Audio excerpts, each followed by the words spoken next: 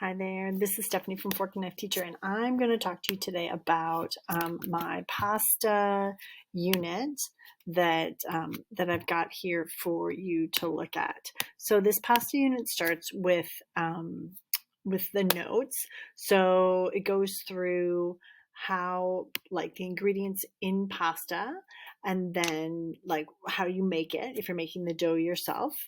So that's the second section here. So this is kind of like, what is pasta? What's it made from? How's it cooked? How do you serve it? What the ingredients are here, and then how the shapes are made. And then the next page goes into semolina flour. So a little bit about that and why that's often talked about when people are talking about pasta and pasta flour. Something that can happen when you use all-purpose flour, gray or streaked dough, and then a little bit on Asian noodles because they're like lovely cousins, right? So similar ingredients, different techniques in how they're created. So I just like to kind of touch on that. And then I've got 3 pages of pasta shapes. So each of them are titled differently, like ribbons, tubes, and shapes is the last one. But it talks about kind of how they're used often. So like ribbons are often used with cream or cheese sauces, right? So we've got linguine, spaghettini, and then pictures of them, and then of course the name of them. Now of course there's hundreds of kinds of pasta, right? So I just kind of picked a few that are fairly popular and common in North America. And that's what you see here, some of the different shapes here, and it talks about how like all the curves on these ones are really good for holding like meatier sauces or sauces with like maybe like chunks in them and stuff like that.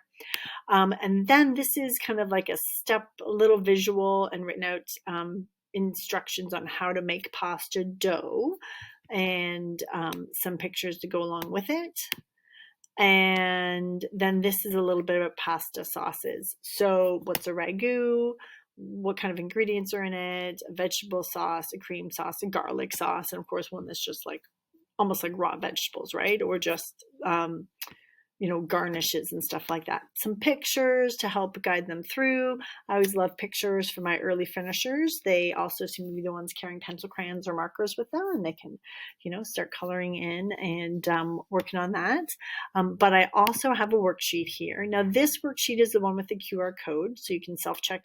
Students can self-check. If you don't want to give them with a QR code, here's the one without the QR code. Okay. And then of course the answer key.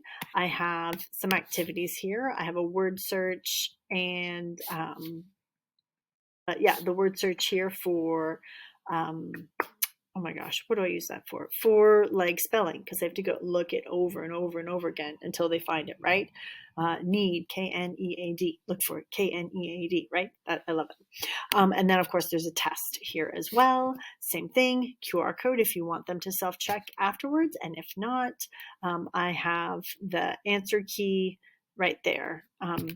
Sorry, there's 2 options, one without the QR code and one with the QR code. And here's the answer key. So there you go. There's the pasta unit.